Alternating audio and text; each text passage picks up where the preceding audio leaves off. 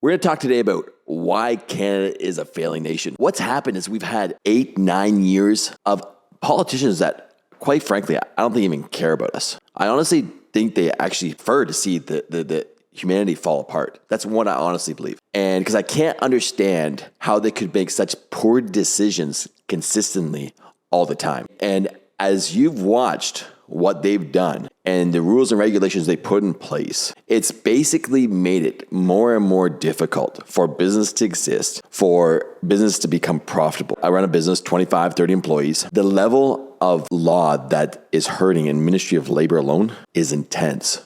The desire I have every day is to hire more and more people, right? But the rules and regulations that we have to hire people and to run a business makes it almost impossible. We try to build infrastructure, and there's rules and regulations every single time. But look at a bigger level, a higher level. In the last 8 years, what has happened? Well, we've had pipelines that have been put in place to go east, west, and south. And the majority of all of them have been canceled. We continue to get taxed more and more. We had carbon tax for the longest time until just recently for some supposedly reason why they just got off now. And we keep on getting tax. And then we keep getting in a situation where to do business gets more and more difficult. Our wages, they're not going up. And then our inability right now to go to the marketplace in both US but worldwide to get our products out there. Remember that our country at the end of the day is one of the richest countries in natural reserves, in oil, in gas, in agriculture, in wood products.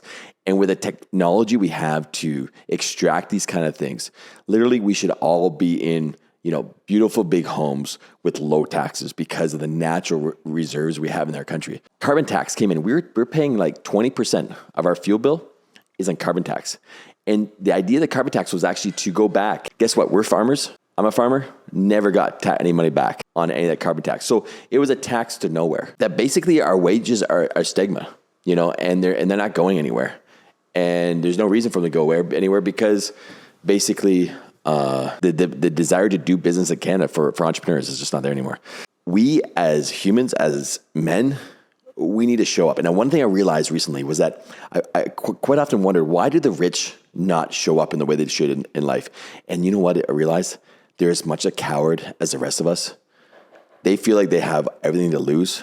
And so that's why they're not going to show up. And so if you're a blue collar guy, just a regular Joe, you have just an equal position to stand on as these elitists, as everything else. We're all humans. There's nothing greater than one person than the next.